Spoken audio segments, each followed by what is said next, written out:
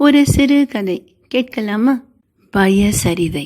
யோ சுபு, எனக்கு எல்லாம் தெரியுமையா.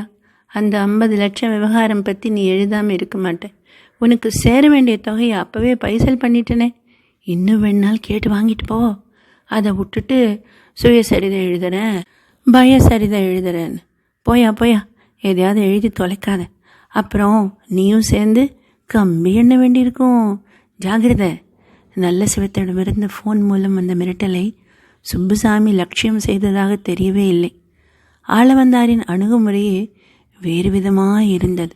ஒரு பெரிய தட்டு, வெற்றிலை, பாக்கு, பழம், பூ என்று சுமந்து கொண்டு சுப்புசாமியிடம் சம்பந்தமே பேச வந்து விட்டார். என் முழு சொத்தோட என் பொண்ணை உன் பிள்ளைக்கு கட்டி கொடுத்துற. நீ ஏதோ புஸ்தகம் எழுதி போகிறதா கேள்விப்பட்டனே. நானும் ஏதோ தப்பு பண்ணியிருக்கையா, அப்படி இப்படின்னு இருந்திருக்கேன். இப்போ ஒரு பொசிஷனுக்கு வந்துட்டு என்னோட இமேஜின்னு ஒன்று இருக்குது. நினச்சி பாரு, கொஞ்சம் யோசனை பண்ணி எழுதியா. கெஞ்சாத குறையாக முறையிட்டார். இடத்த காலி பண்ணியா, இதை எழுது அதை எழுதாதுன்னு நீங்கள்லாம் சொல்லி தான் நான் எழுதணுமாக்கும். விரட்டி அனுப்பினார் ஆளவந்தாரை. இந்த கதை கல்கி 4ஆம் தேதி டிசம்பர் 1994 இதழில் வெளிவந்த கதை. ஒரு மொட்டை கடிதம் சுப்புசாமிக்கு. டேய் நாயே என்று ஆரம்பித்திருந்தது. உனக்கு என்ன தெனாவட்டு இருந்தால் சுயசரிதை எழுத நினைப்பேன். பன்னி பயலை, உனக்கெல்லாம் இது ஒரு கேடா? எங்கள் கட்சி தங்க தலைவர் தர்மலிங்கத்தோட நீ பழகிக்கிற. அவர் அதில் ஊழல் பண்ணினாரு, இதில் உழப்பறி பண்ணினாருன்ட்டு. நிறைய தப்பு பண்ணியிருக்காரியா. இப்போ என்னங்கிற?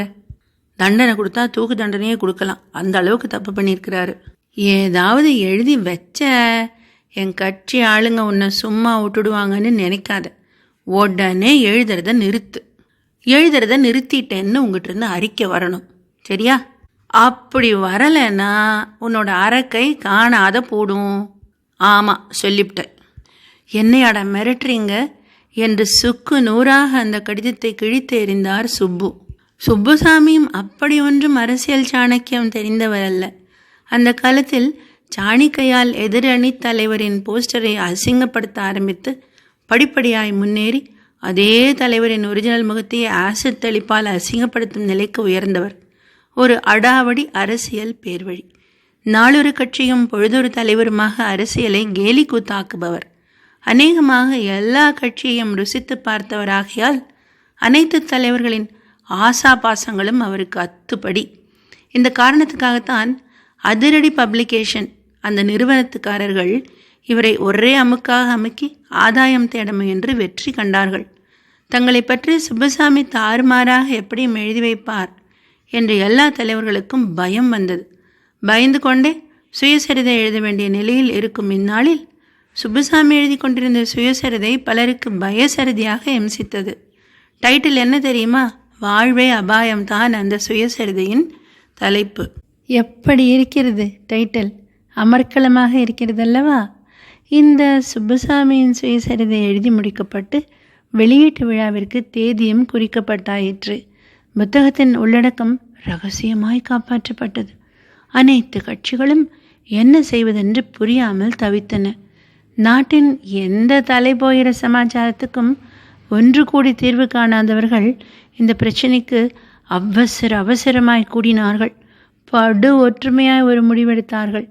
அந்த முடிவு என்ன தெரியுமா? அதிரடி பப்ளிகேஷன்காரர்களிடம் ஒப்பந்தம். வெளியீட்டு விழா அன்றே பத்திரிகை விமர்சன பிரதிகள் உள்பட அனைத்து பிரதிகளையும் தங்களுக்கே விற்றுவிடும்படி கேட்டுக்கொண்டார்கள். அப்படி ஒட்டுமொத்தமாக வாங்கி எரித்து விடுவதுதான் அந்த ஒரு தீர்மானம். பிரச்சனை தீர்ந்துவிடும் அல்லவா? எரித்துவிட்டால் யாருக்கும் தெரியாதே. பிரசுரமாகாமலே எரித்துவிட தீர்மானம். பிரசுரகர்த்தாவுக்கு கசக்குமா என்ன? ஒவ்வொரு பிரதியும் 350 ரூபாய். விநியோக விற்பனை கணக்குகளை கூட்டி கழித்து பார்த்தால் பணம் எப்படி புரட்ட முடியும்? லாபம் காண எத்தனை வருடம் ஆகும்? இந்த வழியில் ஒரே நாளில் ஜாக்பாட் போல 5 லட்சம் லாபம். இப்படி யாரும் பிரிக்கவோ படிக்கவோ இல்லாமல் தன் கற்பின் மேல், அதாவது இந்த புத்தகத்தின் கற்பின் மேல் ஏற்பட்ட சந்தேகத்தால் சுப்புசாமியின் வாழ்வே அபாயம். தீக்குளிக்கப் போகிறது இப்பொழுது. பத்திரிகைக்காரர்கள் சுப்புசாமியிடம் பேட்டி கண்டார்கள். அவரோ அலட்டி கொள்ளவே இல்லை. அவனுங்கெல்லாம் பொழப்பத்த பசங்க சார். அரசியல் அசிங்கத்தை பற்றி நான் ஒன்றுமே எழுதலை. ஏதோ வாழ்க்கை குறிப்புன்னு கேட்டாங்களேன்னு என் சொந்த வாழ்க்கை பற்றி எழுதி கொடுத்தேன். 40 வயசில் குழந்தை பெற்றது, 50 முடி நரைச்சது, 60 பல்லு விழுந்தது, மொத்தம் 10 அத்தியாயம். என்னுடைய சுய வாழ்க்கை சார் அது. வாழ்வே அபாயம்ங்கிறது பைத்தியக்கார பயலுக அவங்க தான் இது தெரியாமல் குதிக்கிறானுங்க. பயந்துக்குன்னு அத்தனையும் கொளுத்தி விட்டானுங்க.